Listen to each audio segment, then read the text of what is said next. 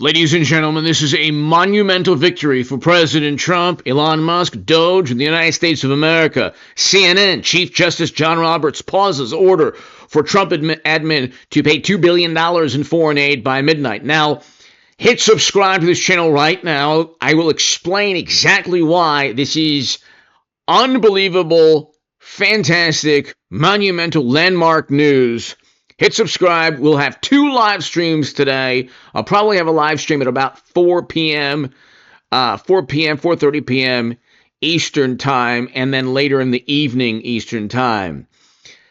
Number 1, there is a case that the Supreme Court is looking at to basically end all the Doge investigations, the ability for President Trump, through Doge, to stop billions upon billions in waste and potential fraud.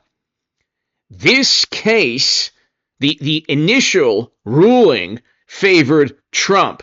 Okay, it favored Trump because if you look at the Department of Justice, and you will hear Elon Musk in a second, but if you look at the Department of Justice rebuttal, or the paperwork filed by the Department of Justice to convince the Supreme Court that the lower courts, the district courts in D.C., have no right to stop Musk and Trump, or President Trump's administration, from looking at potential wasteful spending and potential fraud.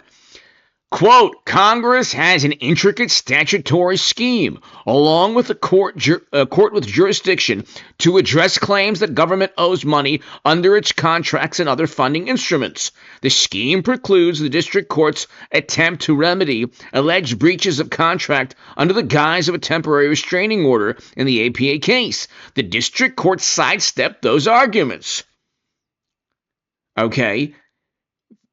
The people suing President Trump's administration, and you can look, Chief Justice pauses order for Trump to pay $2 billion in foreign aid funding. The people suing have sidestepped the appropriate mechanisms or schemes, as they're referred to. They've sidestepped the bureaucratic protocol to challenge anything Trump and Musk and Doge are doing. So you'll hear Elon Musk in a second, but I want to read you SCOTUS blog. Chief Justice John Roberts on Wednesday night temporarily froze an order by a federal judge in Washington, D.C. that would have required the Trump administration to pay nearly $2 billion in foreign aid reimbursements for work that has already been done. In a brief order issued by just a few hours before midnight, for the Trump administration to make those payments, Roberts signaled that the court is likely to move quickly on the Trump administration's request to lift the order. Okay? And if you look, ladies and gentlemen, following the executive order, Secretary of State Marco Rubio imposed a pause on foreign aid programs funded by or through both the State Department and U.S. Agency for International Development. USAID is part of the State Department. The State Department is part of the executive branch. President Trump runs the executive branch. When Democrats say, "Oh my God, this is unconstitutional," they don't know what they're talking about. Okay, then you have acting Solicitor General Sarah Harris came to the Supreme Court on Wednesday. She asked the justices to do 2 things. First, act immediately to temporarily pause Ali's order before the midnight deadline in the State Department to make the payments. And second, eventually lift the order altogether. Number 1, and you will hear from Elon Musk in a second, number 1, the State Department, which runs USAID, is part of the executive branch. Article 2, Section 1 of the Constitution states clearly the president is the leader of the executive branch. The president runs the executive branch. He could fire anyone in the Federal Bureau of Investigation, USAID. He can cut any type of executive branch program, especially if he finds waste or potential fraud or potential criminal activity. If there's a problem with that, you don't go to the Supreme Court. There are mechanisms and protocols already in place.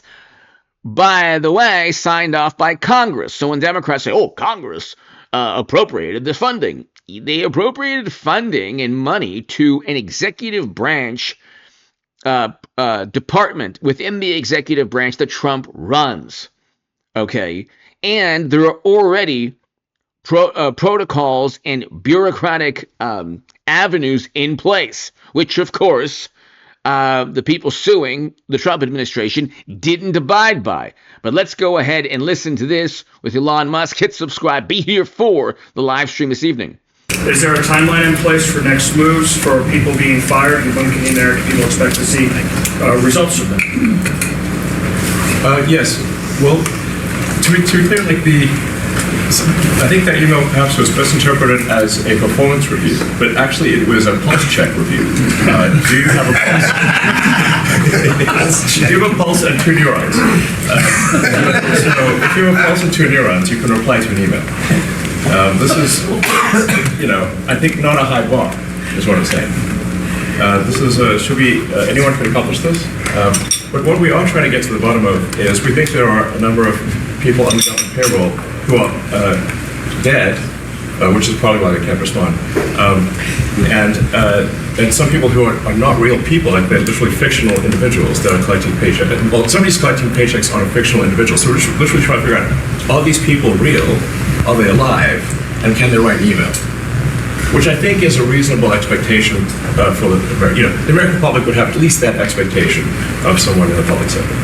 Mr. Musk, roughly 1 million employees. It's not a high bar, guys. Come on. Roughly 1 million employees have responded so far to this email. Does that mean that the remaining 1 million or so federal employees now risk being terminated? And is it your understanding and expectation when you post a directive on X that the cabinet secretaries will follow that order? Because several agencies have instructed employees that this is voluntary or not to respond. Yeah. Well, I guess it was like last week, the president encouraged me via Truth Social and also via phone call to be more aggressive. And I was like, okay, yes, sir, Mr. President, we'll indeed do that. The president is the commander-in-chief. I do what the president asks. And I said, can we send out an email to everyone just saying, what did you get done last week? And the president said yes, so it did that. We got a partial response. We're going to send another email. But our goal is not to be capricious or unfair. We want to give people every opportunity to send an email. And the email could simply be, what I'm working on is too sensitive or classified to describe. In fact, literally that would be sufficient. I think this is just common sense. And what is your target number for how many workers, employees you're looking to cut total? We wish to keep everyone who is doing a job that is essential and doing that job well. But if the job is not essential or they're not doing the job well, they obviously should not be on the public payroll. I'd like to add, wait a minute. I'd like to add that those million people that haven't responded, though, Elon, they are on the bubble. I wouldn't say that we're thrilled about it. They haven't responded. Now, maybe they don't exist.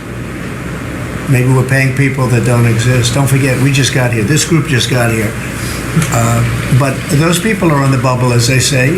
Maybe they're going to be gone.